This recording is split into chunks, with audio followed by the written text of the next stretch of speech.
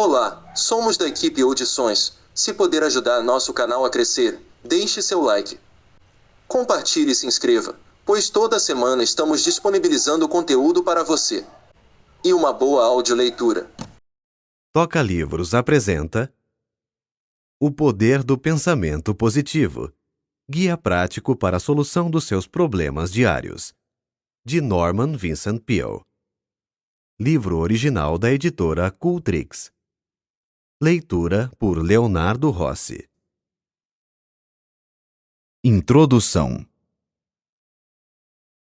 A finalidade deste livro é sugerir normas e dar exemplos que demonstrem não haver necessidade de você se deixar vencer por coisa alguma, podendo assim manter paz de espírito, melhor saúde e constante fluxo de energia.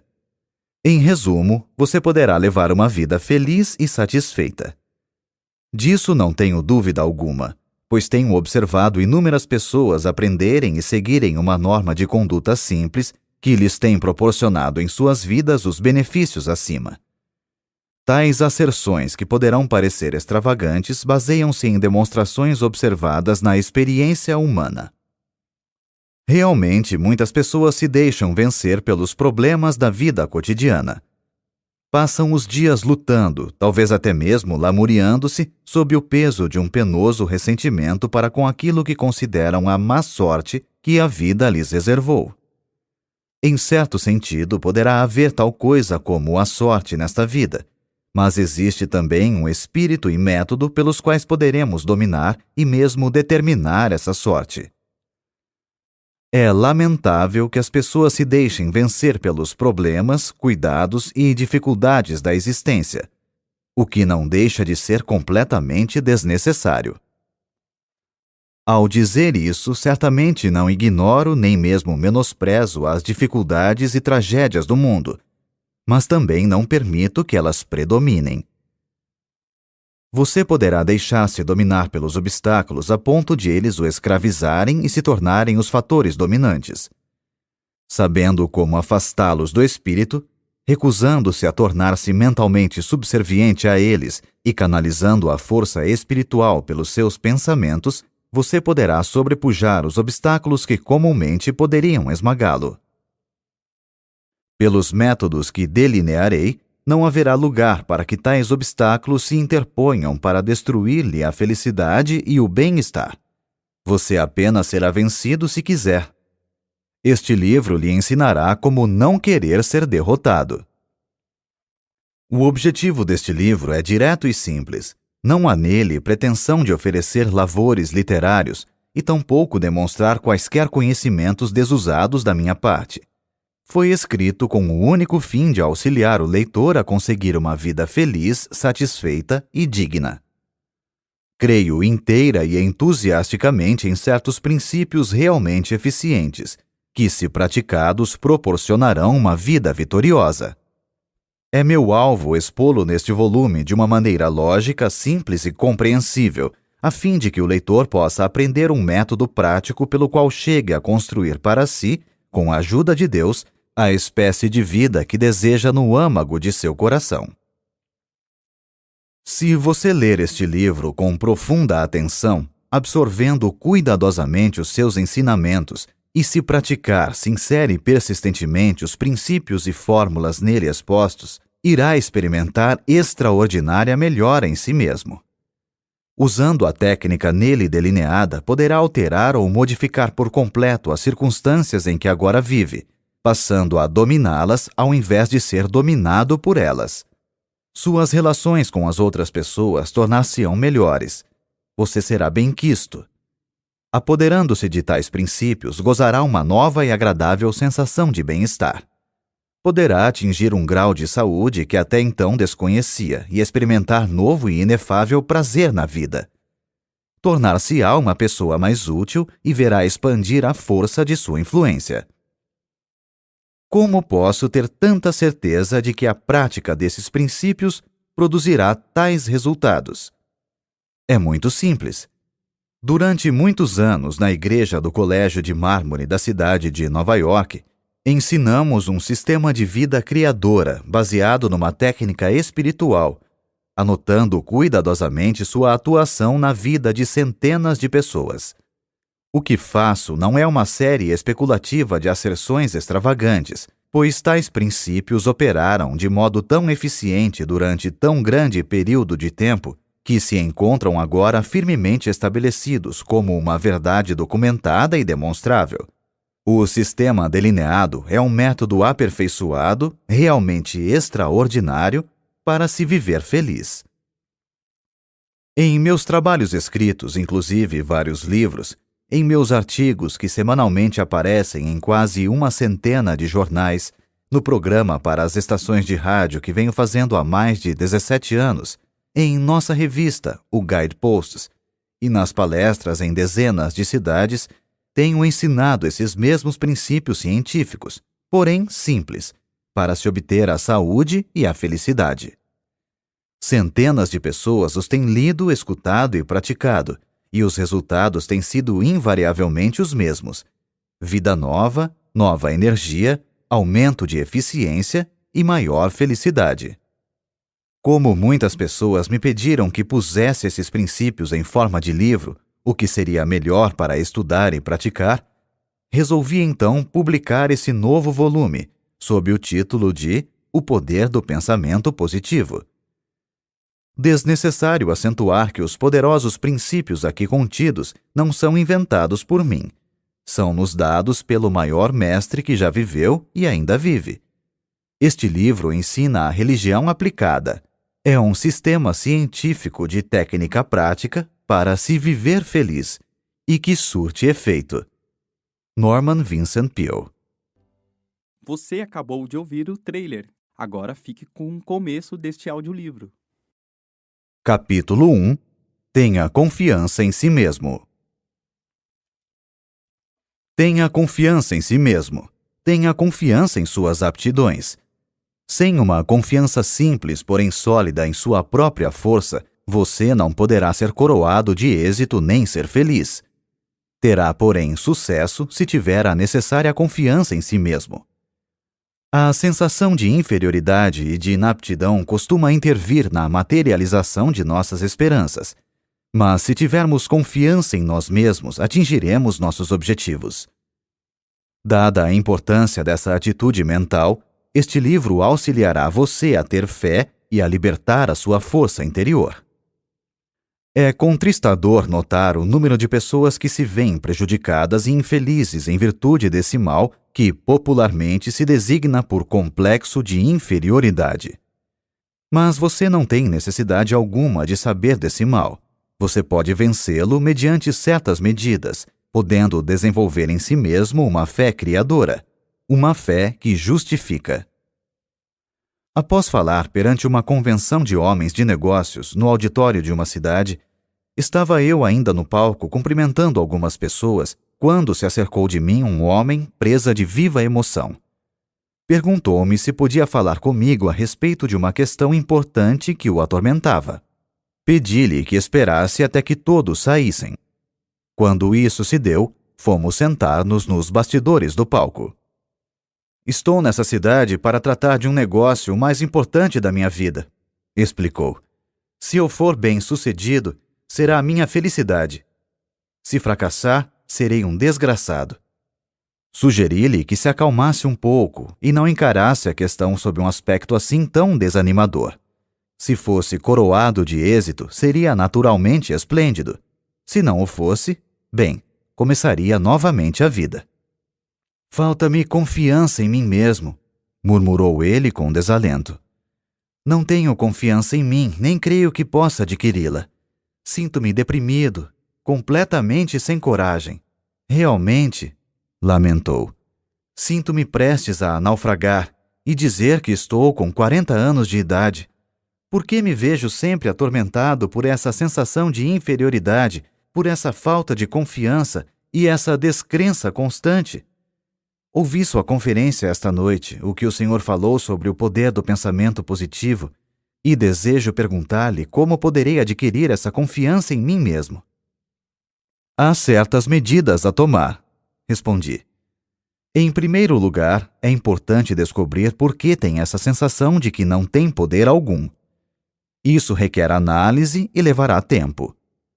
Devemos sondar os males de nossa vida emotiva, do mesmo modo que o faz um médico ao procurar descobrir algo que fisicamente esteja mal. Não se pode fazer isso imediatamente nessa nossa curta entrevista de hoje. Talvez o seu caso exija certo tratamento para que se possa conseguir uma solução permanente. Contudo, a fim de que o possa auxiliar no problema que o preocupa, vou dar-lhe uma fórmula que surtirá efeito se a usar. Quando estiver na rua, sugiro que repita certas palavras que lhe vou dar. Diga-as várias vezes depois de se deitar. Quando acordar amanhã cedo, repita-as 3 vezes antes de se levantar. Quando estiver a caminho para ir tratar do seu importante negócio, repita-as novamente 3 vezes. Faça-o com fé de que receberá força e aptidão suficiente para tratar do problema. Mais tarde, se quiser, poderemos analisar o seu caso básico. Independentemente do que poderá acontecer ao seguir esse estudo, a fórmula que lhe vou dar agora poderá afinal ser um grande fator na cura. Eis as palavras que lhe recomendei. Poderei fazer tudo com a ajuda de Cristo. Ele me dará forças. Filipenses, capítulo 4, versículo 13. Como o desconhecido não estava familiarizado com essas palavras, escrevi-as num cartão e mandei que as lesse 3 vezes em voz alta. Agora siga esse conselho. Tenho certeza de que tudo correrá bem. Ele se animou e quedou-se um momento em silêncio. Disse depois, muito comovido: "Está bem, doutor." Vi-o empertigar-se e mergulhar nas sombras da noite.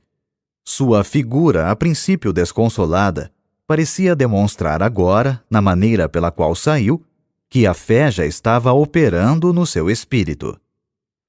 Comunicou-me posteriormente que aquela fórmula simples lhe fizera maravilhas, e acrescentou: "Parece incrível que umas poucas palavras da Bíblia possam fazer tanto bem a uma pessoa." Esse homem mandou fazer tempos depois um estudo das razões de suas atitudes de inferioridade, as quais foram eliminadas por meio de conselhos de ordem científica e observância de fé religiosa. Aprendeu a ter fé. Recebeu certas instruções específicas que deveria seguir. Essas serão dadas mais adiante neste capítulo. Adquiriu gradativamente uma forte, firme e razoável confiança. Não cessa de proclamar sua grande surpresa ao ver como as coisas lhe correm bem agora. Sua personalidade adquiriu um caráter positivo e não negativo, de modo que não mais afugenta o êxito, ao contrário, costuma atraí-lo para si. Possui agora verdadeira confiança em sua própria força. Há várias causas para a sensação de inferioridade e não são poucas as que se originam da nossa infância. O diretor de uma companhia consultou-me a respeito de um jovem a quem desejava promover. "Acontece, porém," explicou ele, "que não podemos contar-lhe certas informações importantes e sigilosas. É lamentável. Não fosse isso, falo-ia meu assistente na administração. O rapaz tem todas as aptidões necessárias, mas fala muito e, sem que seja esta a sua intenção, divulga questões de natureza particular e importante." Tendo feito uma análise, descobri que o jovem falava muito simplesmente devido a uma sensação de inferioridade, e para compensá-la, sucumbia à tentação de alardear o que sabia. Ligara-se a homens mais ou menos bem instalados na vida, que haviam cursado universidades e faziam parte de associações. Ele, no entanto, havia sido criado na pobreza, não cursara uma universidade e não era membro de associação alguma. Sentia-se assim inferior aos companheiros tanto em cultura como em posição social. Para fazer figura no meio deles e realçar seu amor próprio, seu subconsciente, que sempre procurava prover o mecanismo que compensasse, fornecia-lhe os meios para elevar o seu eu. Sabia o que se passava na alta esfera da indústria e acompanhava o chefe a conferências, onde encontrava homens preeminentes e ouvia importantes conversações de caráter particular. Relatava aos companheiros boa parte das informações que não deviam transpirar, com o propósito de fazer com que eles o admirassem e invejassem. Isso servia para aumentar o seu amor próprio e satisfazer seu desejo de ser reconhecido como um grande elemento. O chefe, um homem bom e compreensivo, quando percebeu a causa dessa característica de sua personalidade, fez ver ao rapaz as oportunidades a que suas aptidões poderiam conduzir. Descreveu-lhe também como aquela sua sensação de inferioridade fazia com que não se pudesse contar com ele em assuntos confidenciais. Caindo em si e observando depois sinceramente a técnica da fé e das orações, o jovem veio a tornar-se um valioso elemento na companhia. Sua verdadeira força tinha se libertado. Posso, talvez, por meio de uma referência pessoal, ilustrar a maneira pela qual muitos jovens adquirem o complexo de inferioridade. Quando menino, eu era extremamente magro. Tinha muita energia, fazia parte do time de corredores nas competições esportivas, gozava de boa saúde e era bastante rijo, mas muito magro. Isso me atormentava porque não queria ser magro. Desejava ser gordo. Chamavam-me de magricela e eu não gostava desse apelido. Preferiria que me chamassem de gorducho. Sonhava em ser valentão, forte e gordo. Fazia de tudo para engordar. Bebia óleo de fígado de bacalhau, consumia uma grande quantidade de milkshakes, sorvetes de chocolate com creme e nozes, bolos e tortas, mas era como se nada adiantasse. Não engordava mesmo. Passava noites acordado pensando no meu físico e sofria com isso. Continuei a tentar ganhar peso até quase os 30 anos, e foi então que, inesperadamente, comecei a engordar a olhos vistos. A gordura começou a preocupar-me. Passara da conta. Finalmente tive que fazer uma dieta para reduzir o peso. Foi um sofrimento poder conseguir um corpo mais ou menos razoável. Em segundo lugar, para encerrar esta análise pessoal que estou expondo, para mostrar aos outros como opera esse mal, eu era filho de um pastor e ninguém se esquecia de lembrar-me esse fato. Todos os companheiros podiam fazer o que bem entendessem, mas ai de mim se tentasse fazer uma pequenina coisa qualquer. Lá vinha a crítica. Oh, você, um filho de pastor? Não queria ser filho de pastor, pois é de se supor que seus filhos devem ser a delicadeza em pessoa. Desejava ser conhecido como sendo um valentão. Talvez seja essa a razão por que os filhos de pastores adquirem a reputação de serem algo intratáveis. Revoltam-se contra o fato de terem que empunhar sempre a bandeira da igreja. Jurei que uma coisa jamais faria: a de tornar-me pastor. Acontece que eu descendia de uma família cujos membros, na sua totalidade, eram artistas e gostavam de fazer discursos, uma coisa de que eu absolutamente não queria ouvir falar. Costumavam fazer levantar-me em público para discursar, e nessas ocasiões eu quase morria de medo. Ficava mesmo apavorado. Isso faz muitos anos. De quando em quando sinto ainda algo daquela desagradável sensação de outrora, quando subo a uma tribuna para falar em público. Tinha que empregar todos os recursos conhecidos para despertar a confiança na força que, porventura, Deus me dera. Encontrei a solução do problema nas normas simples da fé que a Bíblia nos ensina. São princípios científicos e bons que podem curar qualquer pessoa do doloroso complexo de inferioridade. Empregando-os, a pessoa que sofre desse mal poderá descobrir e libertar a sua força interior, inibida em virtude de uma sensação de deficiência.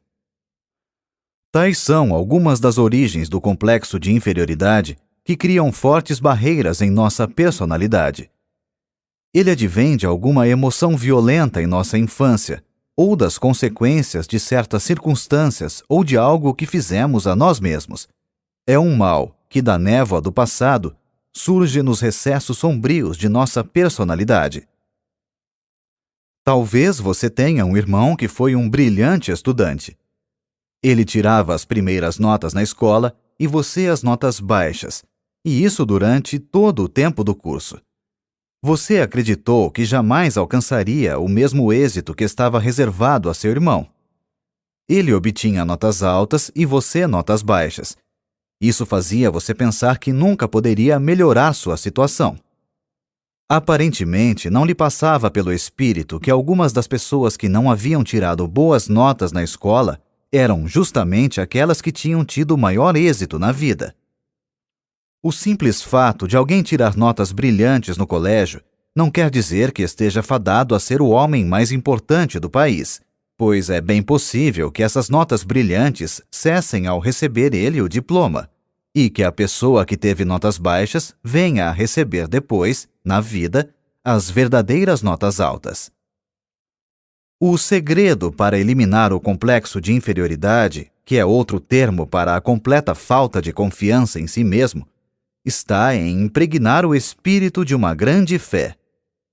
Desenvolva sua fé em Deus, e isso o fará ter absoluta confiança em si mesmo. Consegue-se uma formidável confiança em si mesmo por meio de orações, lendo e absorvendo mentalmente a Bíblia e praticando as suas normas. Tratarei em outro capítulo das formas específicas de orações, mas desejo acentuar aqui que é de natureza particular a espécie de orações que produzem a fé necessária para eliminar o complexo de inferioridade. Orações superficiais, formalísticas e rotineiras não são suficientemente poderosas. Perguntaram a uma excelente senhora negra, cozinheira de uns amigos que tenho no Texas, como conseguiria vencer as suas dificuldades. Ela respondeu que os pequenos problemas podiam ser resolvidos por meio de orações comuns, mas que quando havia um problema muito grave, tornava-se então necessário muitas orações. Um dos meus mais interessantes amigos foi o finado Harlow B. Andrews, de Siracusa, Nova York, um dos melhores homens de negócios e um dos mais competentes peritos espirituais que até então conheci. Declarou ele que o mal da maioria das orações está no fato de não serem cumpridas. Aprenda a fazer orações compridas para que possa, com fé, chegar a um resultado. Deus avaliará a pessoa de acordo com a magnitude de suas orações. Sem dúvida, ele tinha razão, pois dizem as Escrituras: de acordo com a tua fé é que receberás. Mateus capítulo 9, versículo 29. Portanto, quanto maior o problema, tanto maior a oração.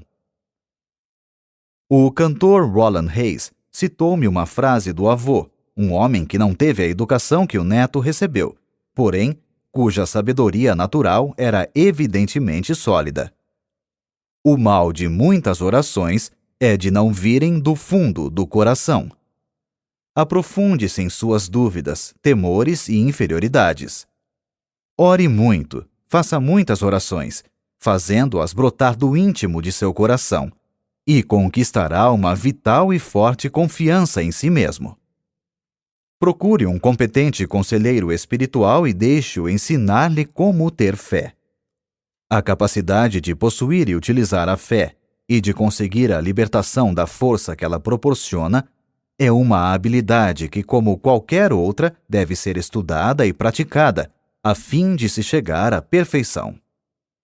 No fim deste capítulo, há uma lista de 10 sugestões para se vencer o complexo de inferioridade e desenvolver a fé.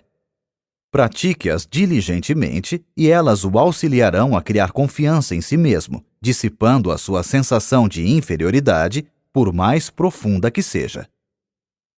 Nesse ponto, desejo frisar que para adquirir essa sensação de confiança, é de grande eficiência a prática de infundir no espírito conceitos encorajadores.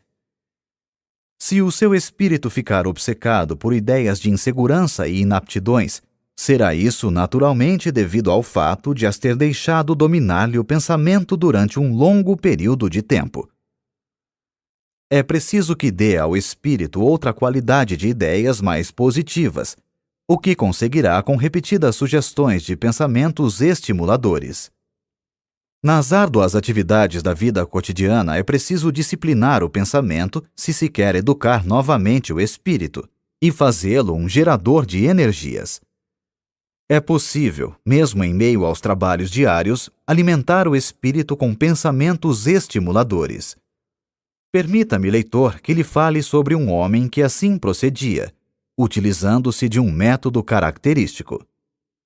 Numa manhã de rigoroso inverno, ele veio buscar-me no hotel numa cidade do Oeste Central, para levar-me a outra cidade 35 milhas distante, onde eu tinha que fazer uma palestra. Subimos ao automóvel. Ele passou logo a imprimir certa velocidade ao carro, o que achei algo inconveniente, pois a estrada estava escorregadia. Lembrei-lhe de que dispunhamos de bastante tempo e sugeri que moderasse a marcha. "Não se preocupe quando eu estiver guiando", respondeu ele. Eu mesmo costumava sentir muita insegurança, mas acabei dominando-me. Tinha medo de tudo, de andar de automóvel e de avião. Quando alguma pessoa de minha família fazia uma viagem, ficava preocupado até que regressasse. Vivia sempre com a sensação de que ia acontecer alguma coisa, e isso me tornava a vida um sofrimento. Vivia dominado por esse complexo. Não tinha confiança em mim. Esse estado de espírito refletiu-se em meus negócios. As coisas não me corriam muito bem. Mas descobri um plano maravilhoso que me eliminou toda aquela sensação de insegurança. Hoje em dia, tenho confiança em mim e na vida. Era este o plano maravilhoso. Ele apontou para 2 clipes fixados no painel do carro, logo abaixo do para-brisa, e depois tirou do porta-luvas um maço de cartões. Escolheu um e colocou-o debaixo do clipe. Lia-se no cartão: "Se tens fé, nada será impossível." Mateus, capítulo 17, versículo 20. Tirou o cartão e embaralhou com uma só mão os outros cartões, enquanto guiava com a outra. Pegou um ao acaso e colocou-o debaixo do clipe. Dizia o segundo cartão: "Se Deus estiver conosco, quem irá poder estar contra nós?" Romanos, capítulo 8, versículo 31. "Sou caixeiro viajante", explicou ele. "Ando o dia todo de automóvel visitando a freguesia. Descobri que, quando a gente está guiando, toda sorte de pensamentos nos assalta o espírito. Se a qualidade do pensamento é negativa, passa-se o dia todo com ideias negativas, o que é ruim. Era o que acontecia comigo. Quando no automóvel, entre uma visita e outra, costumava pensar coisas pessimistas, sempre com a impressão do medo.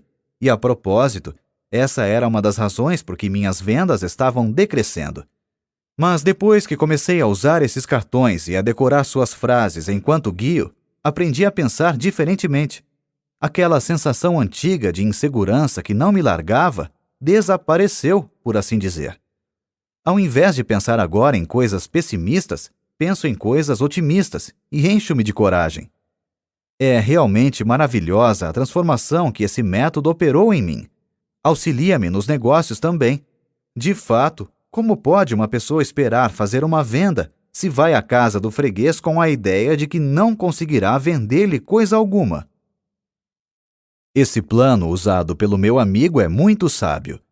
Imbuindo o espírito com a afirmativa de que Deus está presente e o auxiliará, modificou realmente o processo de seus pensamentos. Deu paradeiro àquela sensação de insegurança que havia muito o dominava. Libertou-se-lhe a poderosa força que nele se achava inibida. Formamos essa sensação de insegurança ou segurança consonante à maneira de pensarmos. Se em nossos pensamentos ficamos sempre na expectativa de horríveis acontecimentos, resultará que ficaremos constantemente presa de uma sensação de insegurança. O que é ainda mais grave, tenderemos a criar, pela força do pensamento, as próprias condições que tememos. Aquele vendedor realmente criou resultados positivos pensando em coisas estimuladoras por meio daquele processo de colocar os cartões diante de si no carro.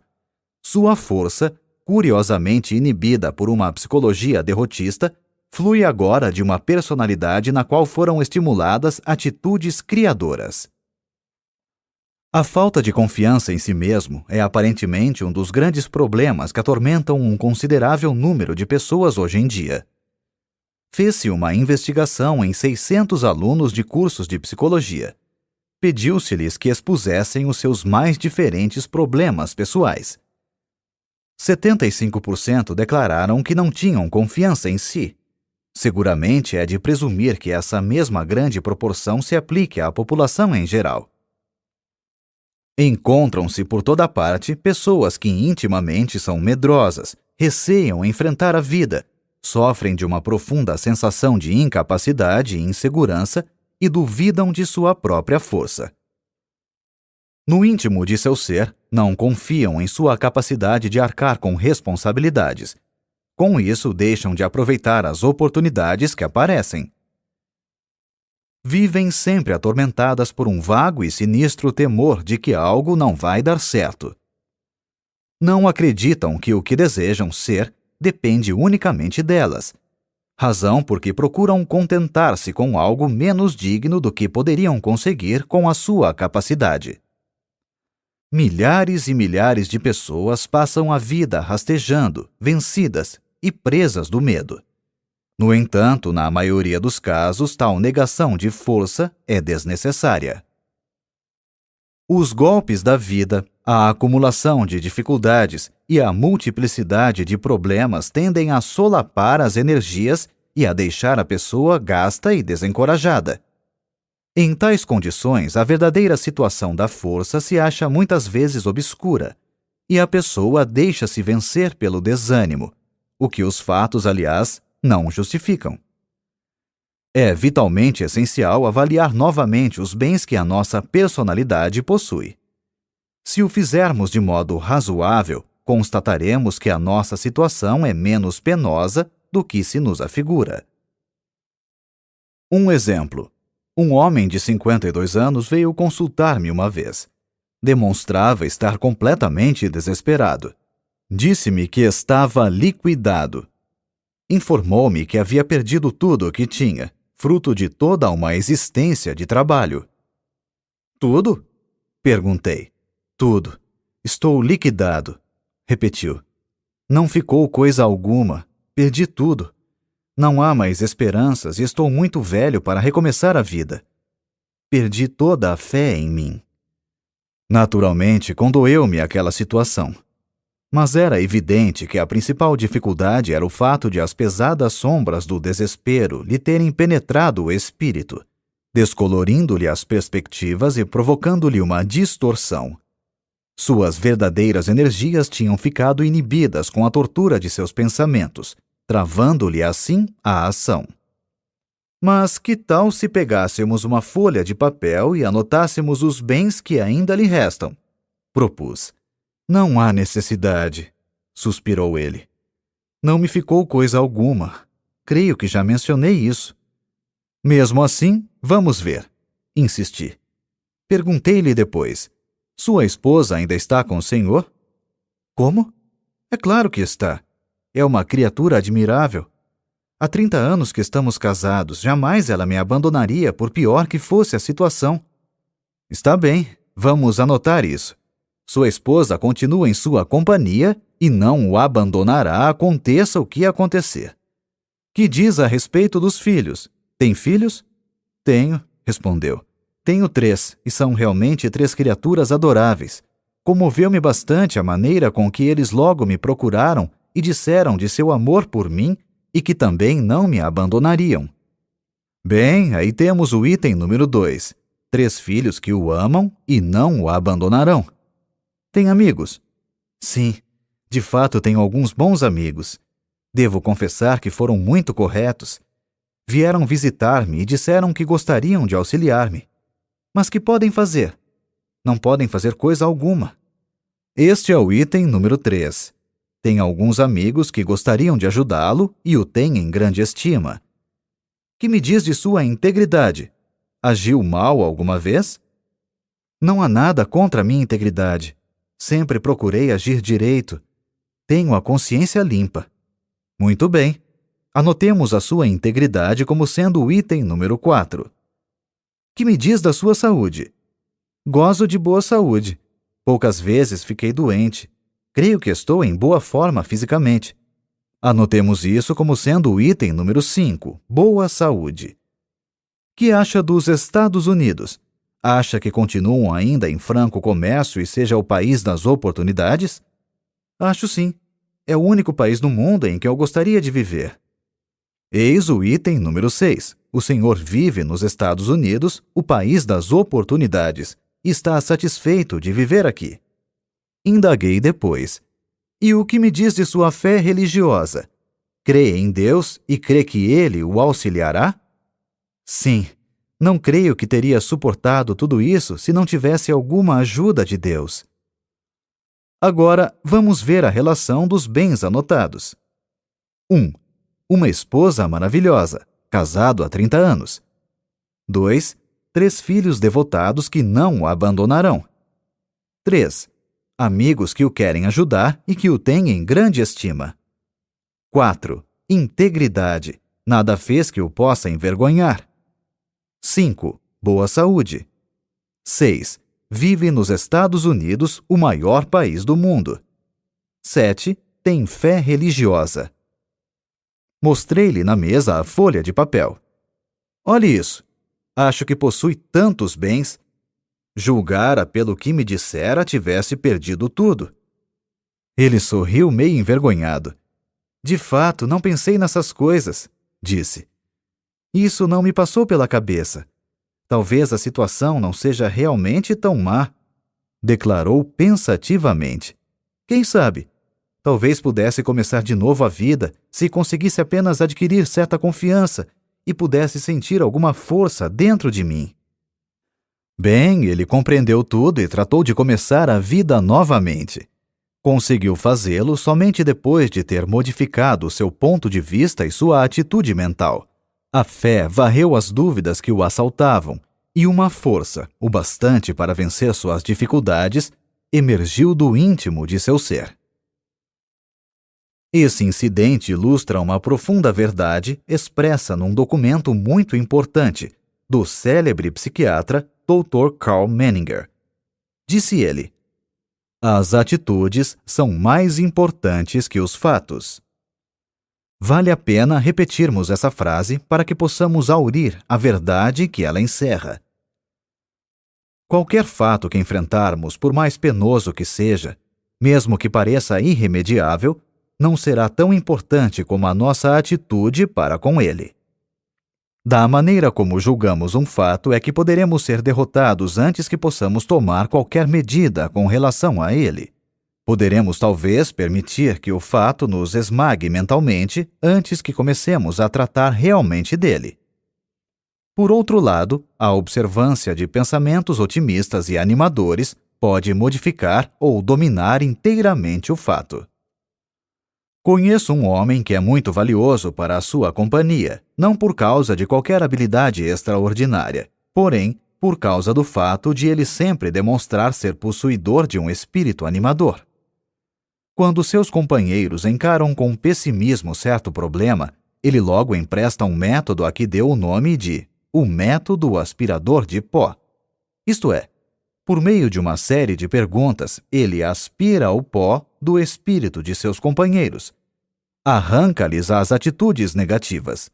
Depois, muito serenamente, sugere-lhes ideias positivas com relação ao problema, infundindo-lhes novas atitudes, as quais lhes dão nova concepção dos fatos. Muitas vezes os companheiros comentavam os problemas, os quais lhes pareciam diferentes quando esse homem começava a operar sobre eles. É a atitude de confiança que cria a diferença, e ela não elimina a objetividade na avaliação dos fatos. A vítima do complexo de inferioridade vê os fatos através de atitudes que lhe são prejudiciais. O segredo para corrigir-se está simplesmente em adquirir uma visão normal que se incline para o lado positivo. Se você, leitor, se julga vencido e perdeu a confiança em sua capacidade de vencer, sente-se, pegue uma folha de papel e faça uma lista, não dos fatores que lhe são adversos, mas dos que tenha a seu favor. Se pensarmos constantemente nas forças que parecem estar contra nós, acabaremos transformando-as numa verdadeira força, o que, aliás, não se justifica. Elas tomarão uma consistência que na realidade não possuem. Mas se, ao contrário, encararmos mentalmente os nossos valores e os pesarmos e fixarmos neles os nossos pensamentos, realçando-os ao máximo, conseguiremos libertar-nos de nossas dificuldades, independentemente do que possam ser. As nossas forças interiores começarão a firmar-se e, com o auxílio de Deus, tirar-nos-ão da derrota para nos conduzir à vitória. Uma das mais poderosas concepções, que é seguramente a cura para a falta de confiança, é o pensamento de que Deus está realmente ao nosso lado, ajudando-nos. Este é um dos mais simples ensinamentos da religião. Deus Todo-Poderoso será nosso companheiro, não nos abandonará e auxiliar-nos-á até o fim. Nenhuma ideia é tão poderosa para desenvolver a confiança em nós mesmos como a dessa simples crença, quando praticada. Para praticá-la, basta afirmar: Deus está me ajudando. Deus está me guiando. Leitor amigo, despenda alguns minutos imaginando sua presença. Repita depois essa afirmação com fé. Trate de seus afazeres com a ideia de que aquilo que você afirmou e imaginou é verdade. Faça essa afirmação, imagine a sua presença, tenha fé e será senhor de si. A libertação das forças que esse processo estimula o surpreenderá. A sensação de confiança depende do tipo de pensamentos que habitualmente ocupa seu espírito. Pense no fracasso e pode estar certo de que se sentirá fracassado. Pratique, porém, pensamentos estimuladores. Faça disso um hábito dominante e acabará desenvolvendo uma forte sensação de capacidade que o habilitará a vencer quaisquer dificuldades. Realmente, a sensação de confiança aumenta a nossa força. Basil King disse certa vez: seja ousado, que forças poderosas virão em seu auxílio. A experiência prova a verdade desse conceito. Você sentirá que essas forças poderosas o estão auxiliando à medida que a sua crescente fé vai modificando suas atitudes. Emerson declarou uma grande verdade: somente vencem aqueles que acreditam poder vencer. E acrescentou: faça aquilo que você possa temer, que o temor desaparecerá. Tenha sempre confiança e fé que seus temores e sensação de insegurança logo deixarão de exercer qualquer domínio sobre você. Uma vez, quando Stonewall Jackson preparava um ousado ataque, um de seus generais receoso fez objeções, dizendo que temia isso ou aquilo, etc. Jackson pousou a mão sobre o ombro de seu subordinado e disse-lhe: General, não se guie jamais pelos seus temores. O segredo está em encher o espírito com pensamentos de fé, confiança e segurança. Isso expelirá todos os pensamentos eivados de dúvidas e eliminará a falta de confiança. A um homem que durante muito tempo vivia atormentado por uma sensação de insegurança e temores, sugeri que lesse a Bíblia inteira, sublinhando com o lápis vermelho todas as citações nela contidas relativas à coragem e confiança. Ele acabou decorando-as. De fato, impregnou o espírito com os pensamentos mais sadios, mais felizes e mais poderosos que há no mundo. Esses pensamentos dinâmicos transformaram-no. De criatura desesperada que era, passou a ser um homem de força dominante. Foi notável a transformação que nele se operou em poucas semanas. De um espírito quase completamente fracassado, passou a ser uma personalidade confiante e inspiradora. Reconquistou a confiança em si mesmo e em sua própria força por meio de um processo simples, o de modificar o seu modo de pensar. Para resumir, que pode você fazer agora para criar confiança em si mesmo? Mencionamos abaixo 10 regras simples e exequíveis para dominar suas ideias de inaptidão e aprender a ter fé. Milhares de pessoas as têm empregado e obtido brilhante resultado.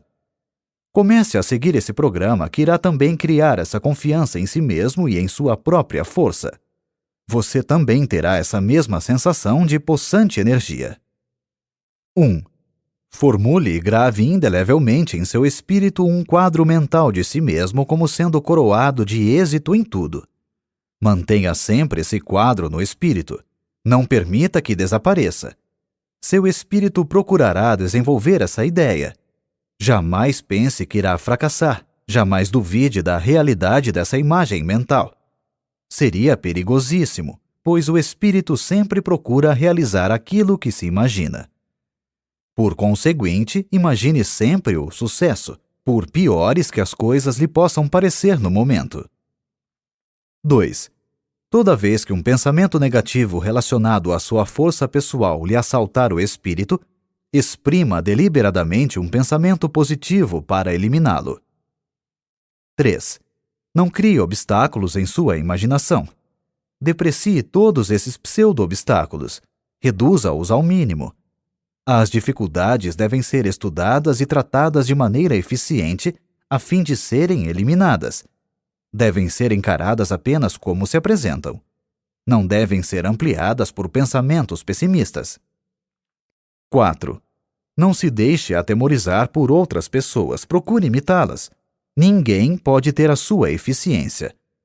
Lembre-se também que a maioria das pessoas, não obstante mostrar confiança em si, sente-se muitas vezes tão receosa e tão hesitante quanto você. 5. Repita 10 vezes ao dia estas palavras dinâmicas. Se Deus estiver conosco, quem irá poder estar contra nós? Romanos 8:31. Suspenda aqui a leitura e repita-as agora, lentamente e com confiança. 6. Arranje um competente conselheiro para ajudá-lo a compreender a razão de ser de seu modo de agir. Conheça a origem de sua sensação de inferioridade e indecisões, a qual muitas vezes tem muitas raízes na infância. O conhecimento de nós mesmos é um fator de cura. 7.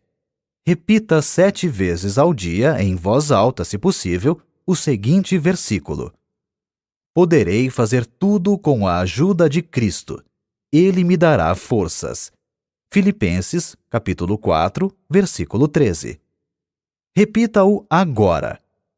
Esta declaração mágica é o mais poderoso antídoto que existe na Terra para os pensamentos pessimistas. 8. Avalie exatamente a sua própria capacidade e dê-lhe depois 10% de acréscimo. Não se torne egoísta. Trate de desenvolver o respeito próprio. Tenha confiança na sua própria força como sendo libertada por Deus. 9. Entregue-se a Deus. Para fazer isso, basta dizer simplesmente: Estou entregue a Deus. Creia depois que está recebendo, nessa ocasião, todas as energias de que necessita. Sinta-as fluindo para dentro de você.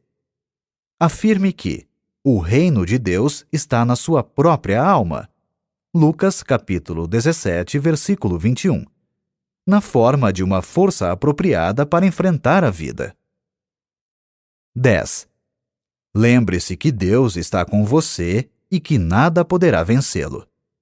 Creia que está agora recebendo dele toda a força necessária.